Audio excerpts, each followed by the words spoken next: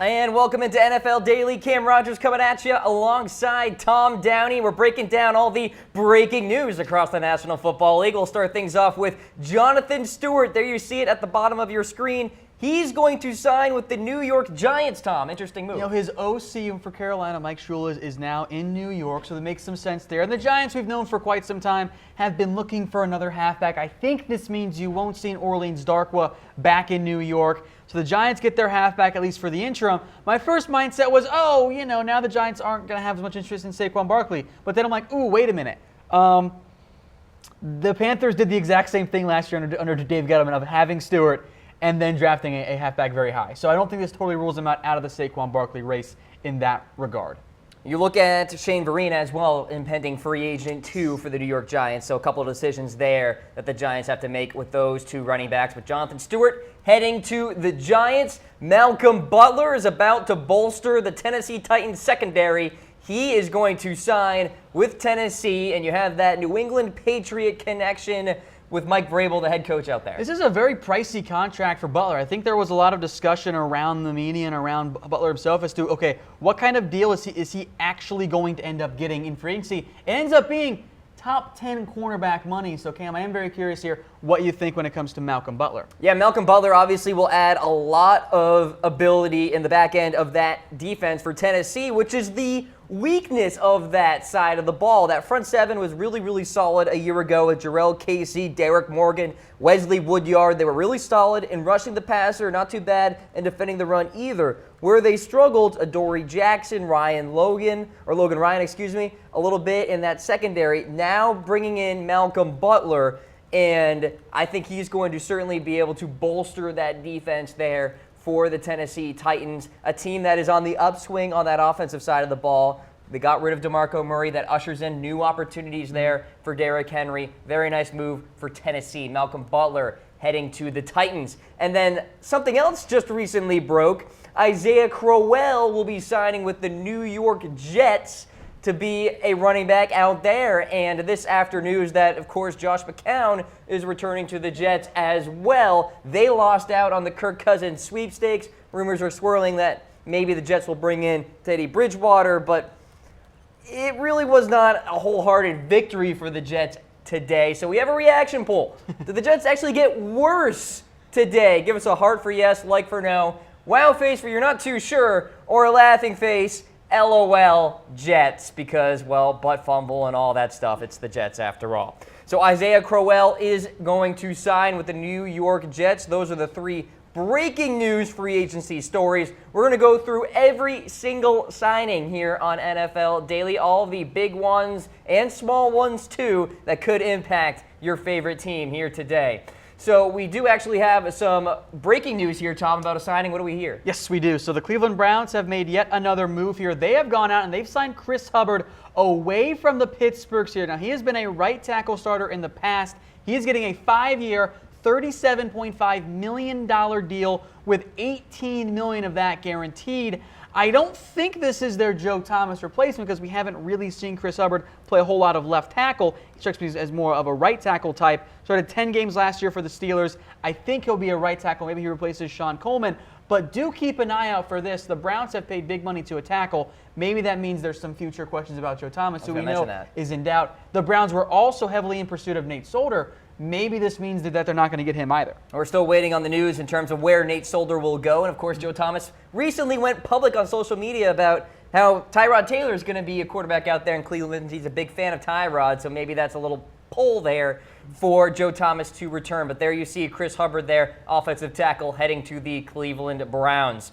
All right, folks, you're watching NFL Daily. Cam Rogers coming at you alongside Tom Downey. We know a lot about the future of many of these free agents out here, so we're going to go name by name, and we'll start with the white whale of free agency, Kirk Cousins.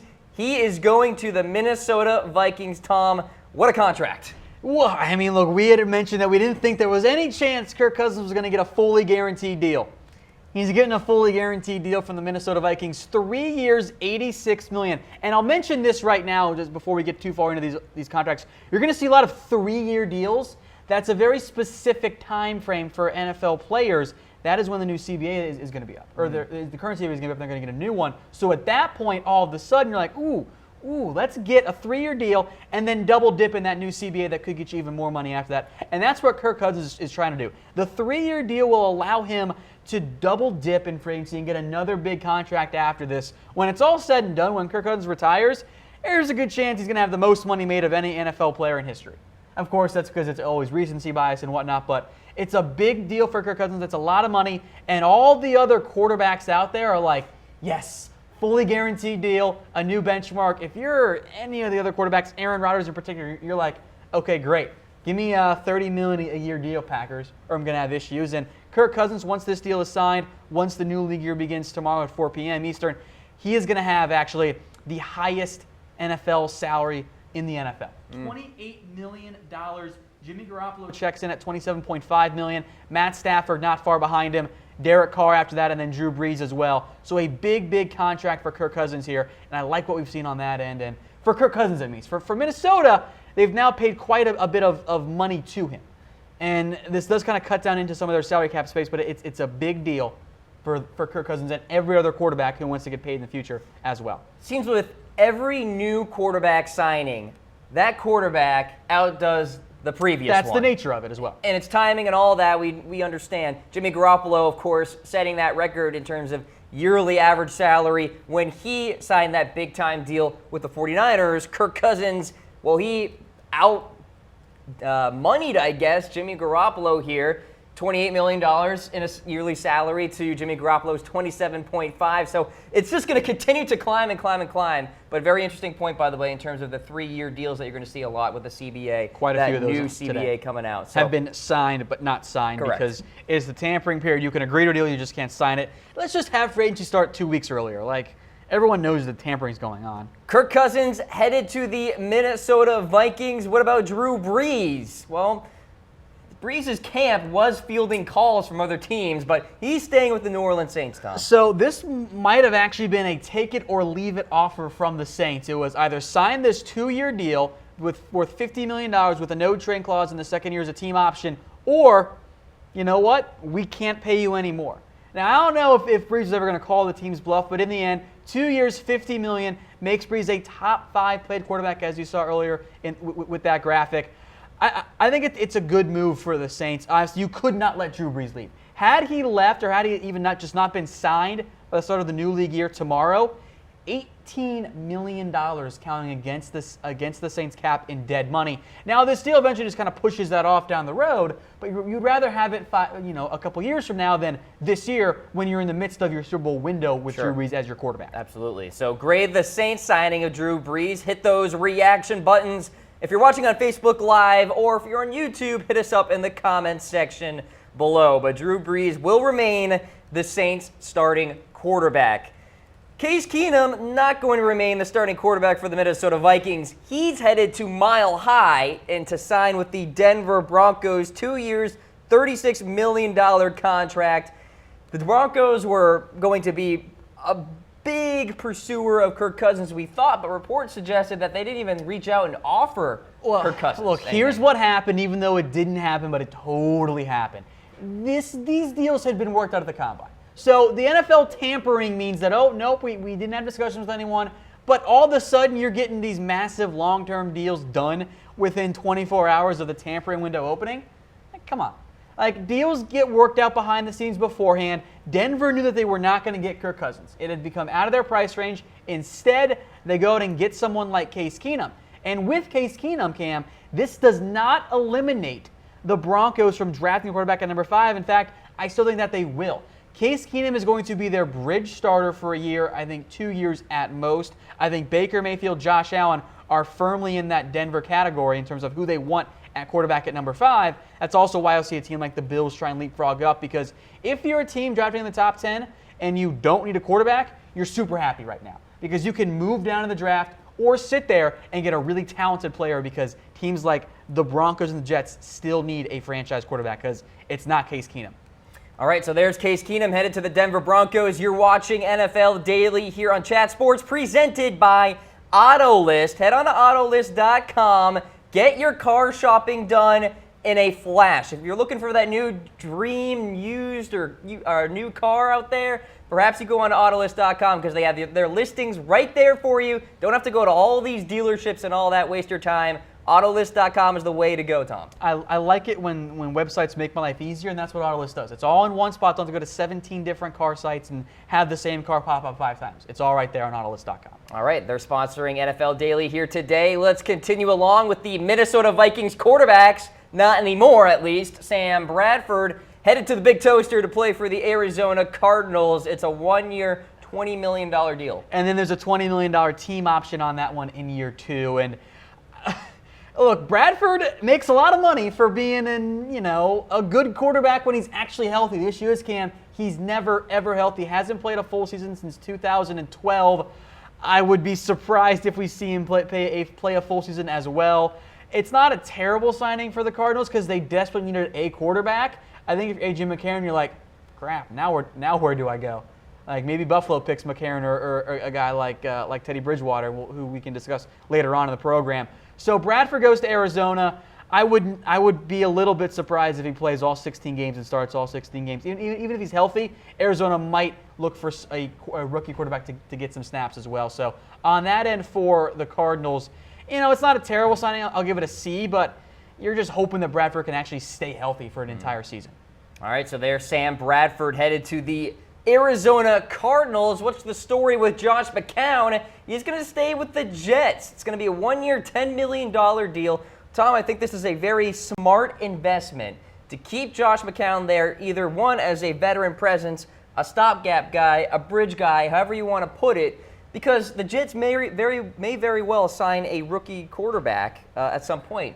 So. I fully expect them to take their first-round pick with a quarterback, and $10 million is a lot for a backup. But frankly, Josh McCown is perhaps the best and most reliable backup in the NFL. He's $10 million cheaper than Sam Bradford. And I'm curious what you guys think. Who would you guys rather have, Sam Bradford or Josh McCown? Let me know in the comments. And Cam, I think I might actually go with Josh McCown. The upside isn't the same, but I think that Josh McCown is far more likely to, play all 16 games. To be on the field? Yeah, to not die on the field. Now, Josh McCown has his fair share of injury history too, Tom. So we have a reaction poll, which was the best free agent quarterback signing. We'll flash that here as I talk a little bit about Josh McCown because he can be a quality quarterback. He has shown flashes before in his career.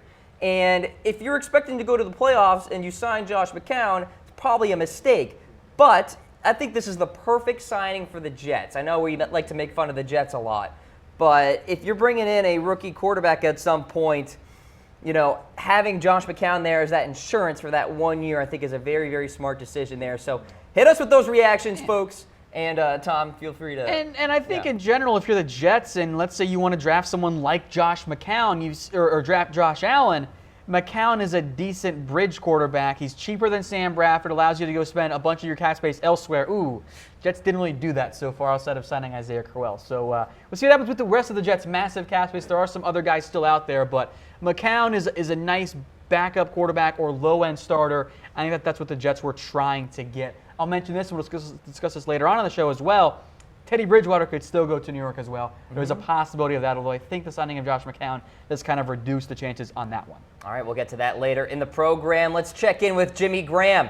Does he have a destination? Yes, he does. 3-year deal with the Green Bay Packers. The Packers and the Saints were very much in the Jimmy Graham sweepstakes. The Ravens were kind of on the fringe of the race as well. They just didn't have the cap space that the Packers or the Saints had. Jimmy Graham going to play with Aaron Rodgers. That's going to be fun. It's a lot of fun for fantasy. I think it's a lot of fun for Aaron Rodgers as well because now he's got this really, really good tight end. The Packers did cut Jordy Nelson to afford this contract, but I think it makes a lot of sense for Green Bay. They haven't really had a true dynamic tight end for a couple years now. Tried to be Martellus Bennett. We all know how that one worked out. Jimmy Graham allows him to have another red zone weapon. Now, it did cost them Jordy Nelson, but I think that Aaron Rodgers is going to be really happy to have Jimmy Graham. And how about a change of MO for the Packers? Making a big, splashy free agent signing? That's not what they've done in the past under Ted Thompson. He's now gone.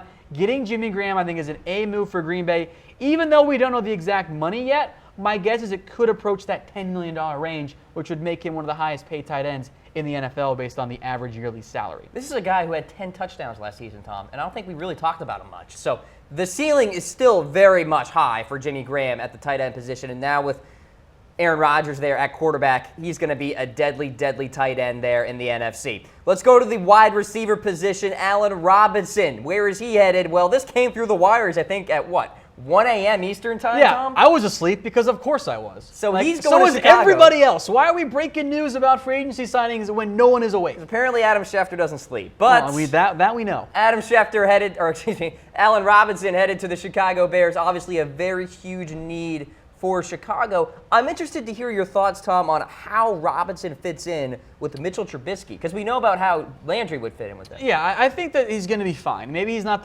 as ideal a fit as Jarvis Landry, but I really like the move to go out and get Allen Robinson. I thought he was a top free agent wide receiver, even though he's coming off the injury.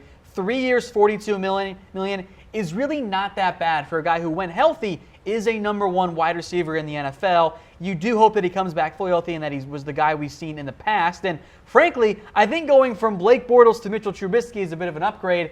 I think that Trubisky is going to really like having Allen Robinson. I think he gives that Bears the number 1 receiver that they desperately needed. And oh, by the way, this was not the Bears' only move. We'll get to some of the other ones here in a little bit. But getting Allen Robinson, I think, eliminates the Bears' need to take a guy like Calvin Ridley in the first round of the NFL draft.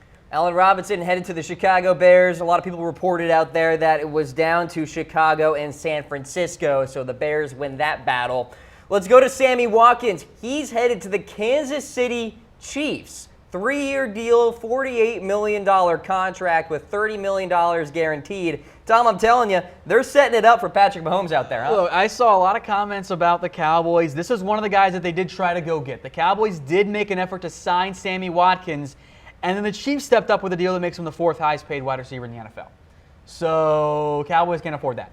3 years, $48 million, 30 guaranteed at signing reportedly is a lot for Sammy Watkins. We know the upside with him. He was a top 10 NFL draft pick. He's shown the flashes, but he's been banged up, didn't really produce well in LA outside of touchdowns. The catches and yards were not there. It is a bit of a risk signing. He was more expensive than Allen Robinson, but you mentioned it there, Cam. The Chiefs, offense looks fun, man. Oh, yeah. Like, they're going to be a blast to play with in Madden. You look at their roster and the way it's set up. Now you've got Sammy Watkins there. He's not the only player that the Chiefs have on offense. It's Patrick Mahomes is now your quarterback. Kareem Hunt is your running back. We saw how good he was. Tyreek Hill and Travis Kelce. That's a really fun offensive skill set. And I think you can see the Chiefs maybe even draft somebody as well, potentially later in the draft, to get some more help at wide receiver.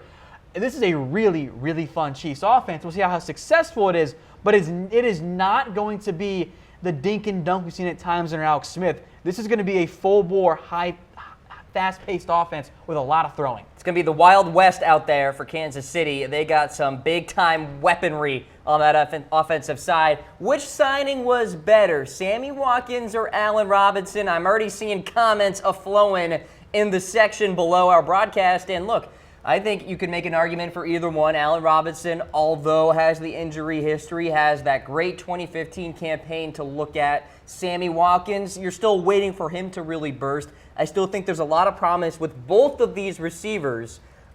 If I had to pick one, Tom, if you had to put a gun to my head, I'm going with my heart. I'm going with Sammy Watkins. I'm going with Allen Robinson because Okay. I think that it's cheaper. I don't think there's a massive difference, so give me the guy that costs less. All right. You can use that extra couple million elsewhere in be it free agency or re-signing some of your own guys. All right, so that's the latest with Sammy Watkins. He's going to the Kansas City Chiefs, as well as this guy, Anthony Hitchens, linebacker, will sign for $9 million per season. The length and all of that has yet to be released here, but what do you make of this deal, Tom? That's a lot. Like, I like Anthony Hitchens. I think he's a quality player, but $9 million a year is more than Sean Lee. That's a lot of money for a guy that I think is a nice starting linebacker. I don't think he is a game changer at linebacker. I think he's a reliable starter, and I think that's what the Chiefs are going to get out of him, and it does fill a need for Kansas City, but $9 million a year for Anthony Hitchens. I really think you could have got Zach Brown, Avery Williamson, or Navarro Bowman for less money. And I think that maybe that sets the market for those guys now, but I think it's a little too much money for a guy that, yes, he's a starting linebacker, but I really don't think he's worth $9 million. I think the Cowboys were going to go at most more in the $5 million range. So the Chiefs almost doubled that. All right, so there you have Anthony Hitchens headed to the Kansas City Chiefs. Former Kansas City Chief headed to Miami. Albert Wilson going to play for the Dolphins. The Dolphins making a couple of moves today. We'll get to another one after Albert here, but it's a 3-year deal, $24 million for Wilson, coming off quite a season for the Chiefs. This was his best year ever, and it does seem like a lot of money for a guy like Wilson who, $8 million a year for 42 receptions and a couple TDs and under 1,000 yards. That seems like a lot of money. NFL teams, I think, are higher on Wilson than everyone else is, and this wasn't a huge surprise to me to see him get this level of contract.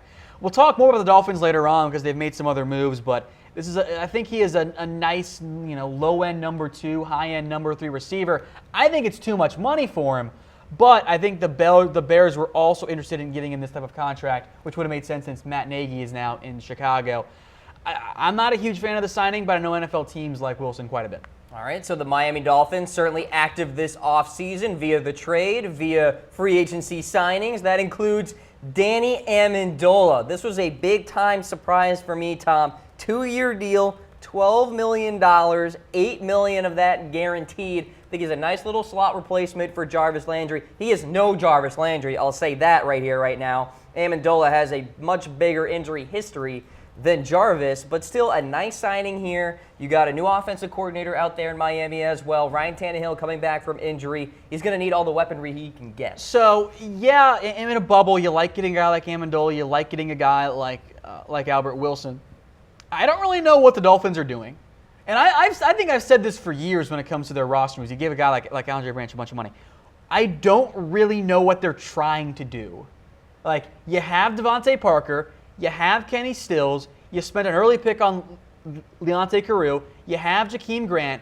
Then you go out and you sign Albert Wilson and you sign Damian Amendola. You spent a 7th-round pick on Isaiah Ford last year, some undrafted free agent guys that are on the practice squad as well.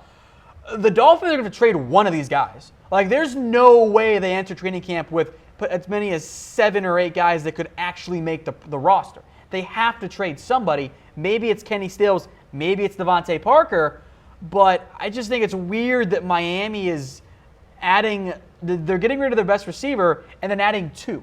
Like, they have Jakeem Grant. They traded up to get Crew, which I didn't think made any sense. I think the Miami Dolphins front office in general is not one that I would say, yes, do what this is doing. I think for the past couple years, they've made a lot of weird decisions, and I think that continues again this offseason by adding both Amendola and Albert Wilson.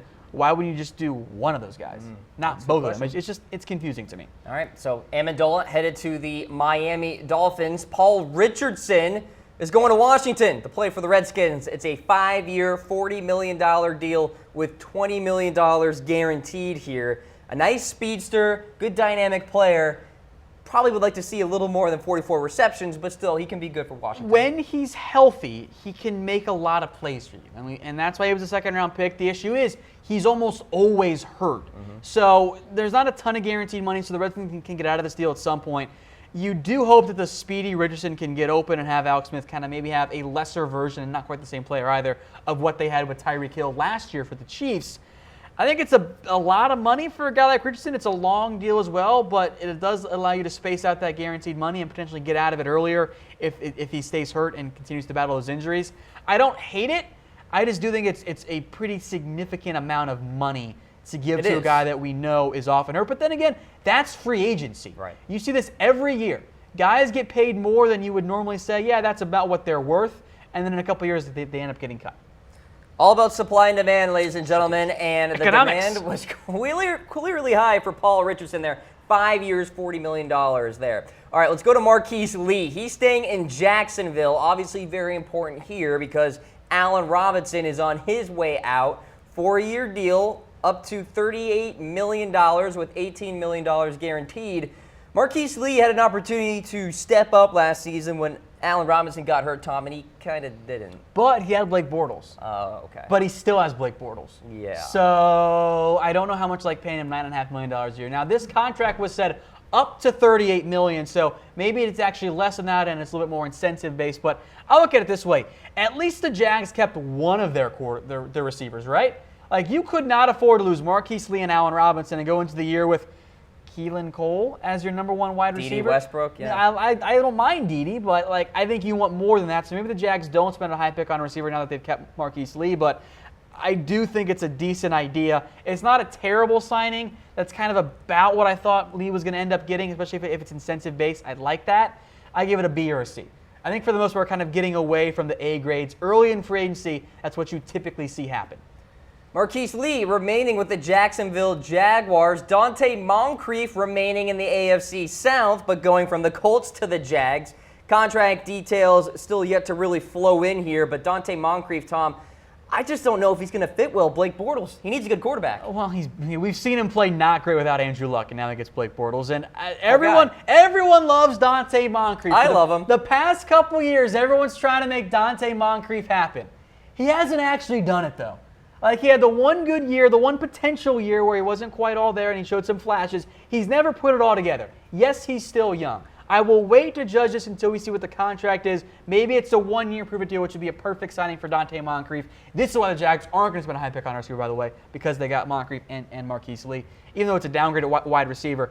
Let's see Donte Moncrief actually put it all together before we start taking him as, ooh, he's the next breakout wide receiver. So he's I've heard it for 2 years, Cam. I'm tired of it. Trying to make Moncrief happen synonymous with trying to make Fetch happen? In yes, it Girls? is. Okay, all right, so there we go. All right, let's move on. A move lot of other on. guys that we can discuss are trying to make happen.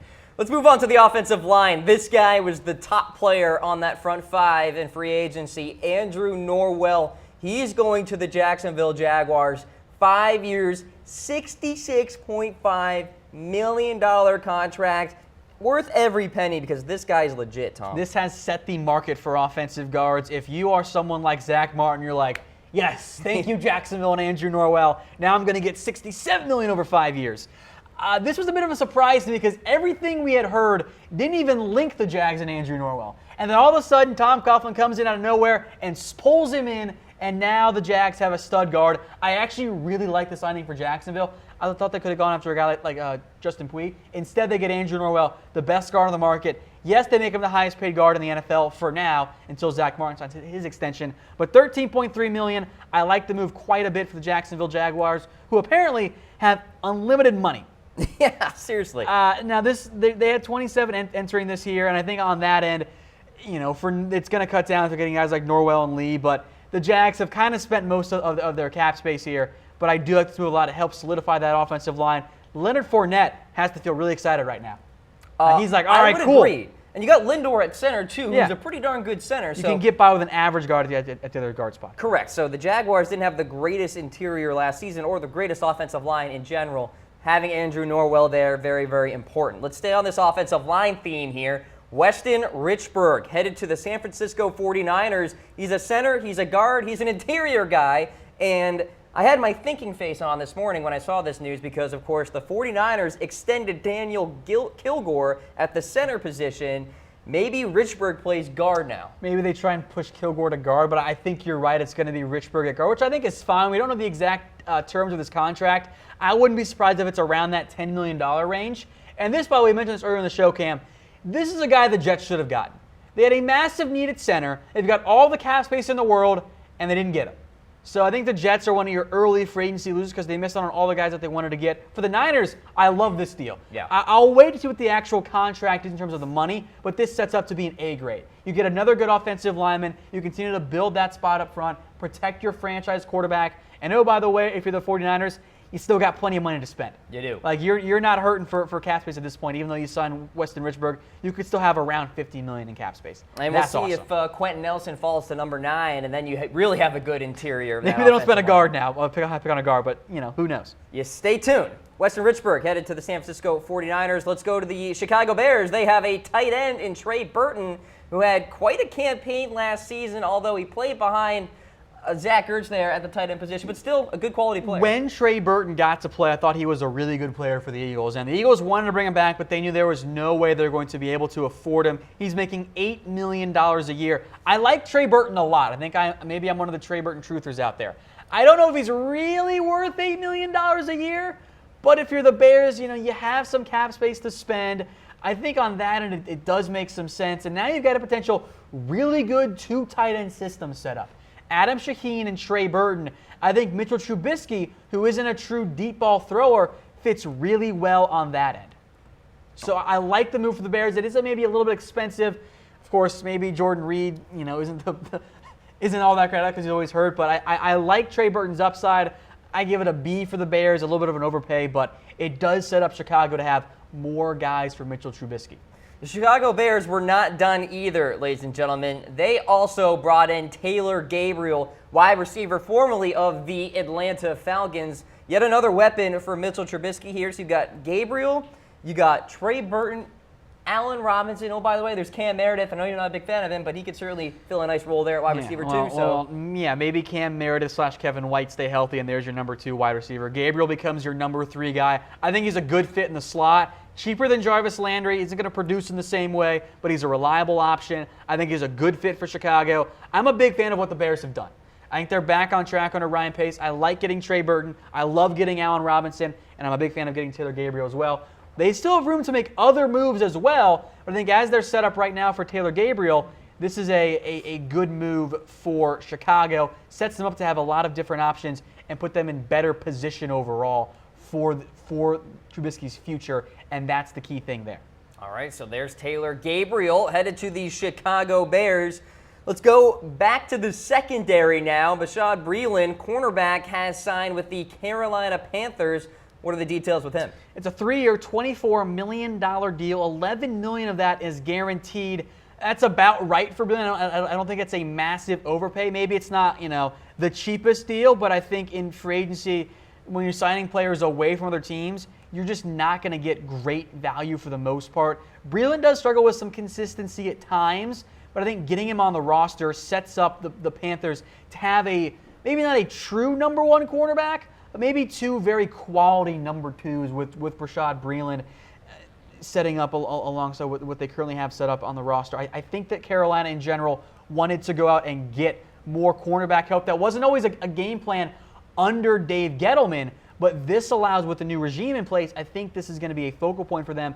This allows them to upgrade that secondary. They could still go get a safety as well, maybe in the draft potentially. I think James Bradberry, Bashaud Breeland, and if Captain Munderland can bounce back, sets them up to have a solid secondary if they get a safety as well, maybe in free agency or in the draft on the other end. That secondary really has not recovered since the departure of Josh Norman. So Bashaud Breeland heading to Carolina, nice little pickup there.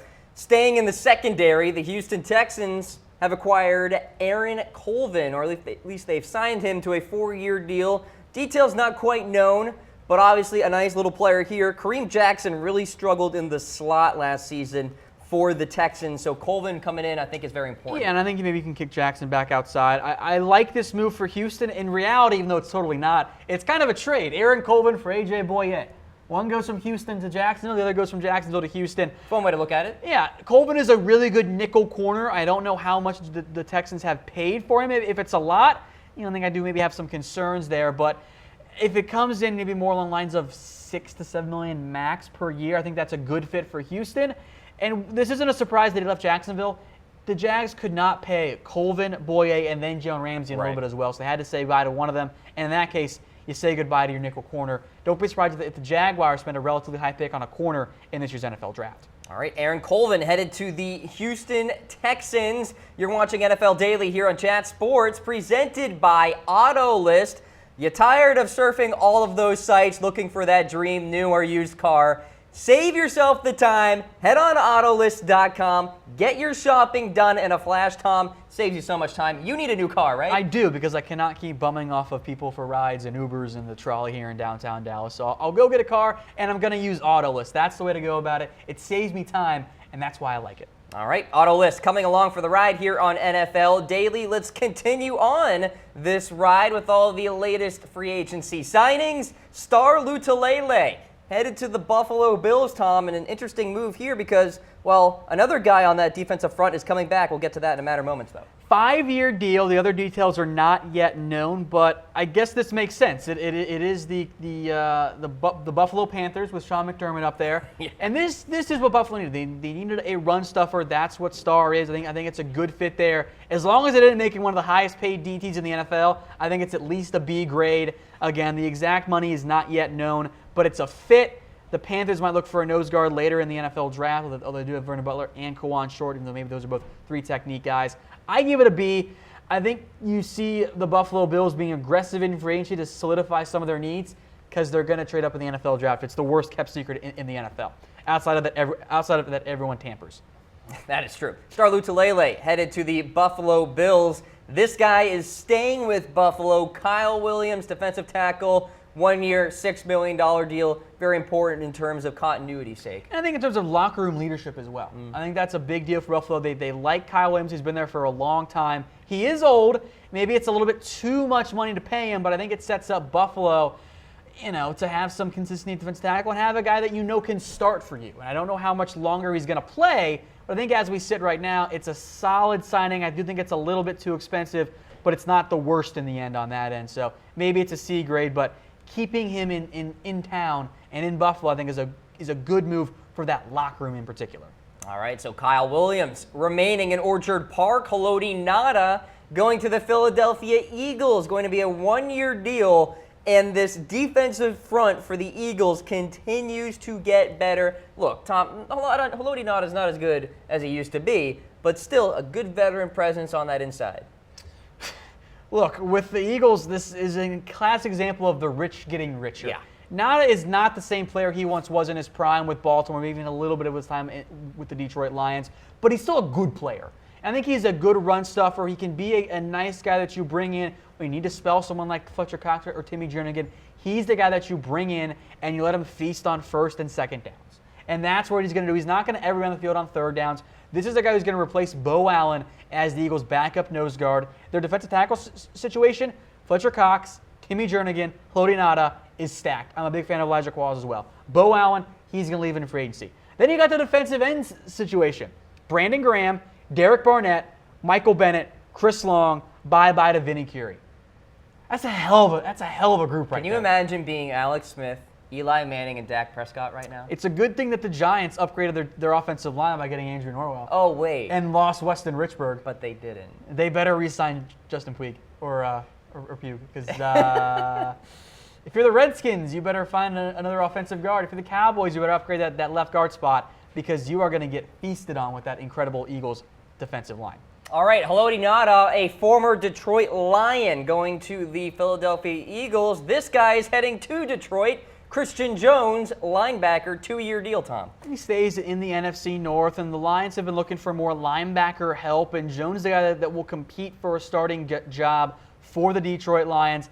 I don't hate it. I don't think it's an awful deal. I actually think it's a solid B. I think Jones can be a low-end starting linebacker in the NFL. And I think at 2 years, $7.75 million. Is he as good as Anthony Hitchens? No, he's not. But 2 years for him is cheaper than 1 year of Anthony Hitchens. So from that perspective, I think it's some good value. All right, so there's Christian Jones going to the Detroit Lions, as well as Devin Kennard, 3-year deal, $18.75 million on the books. They are leaving the Giants.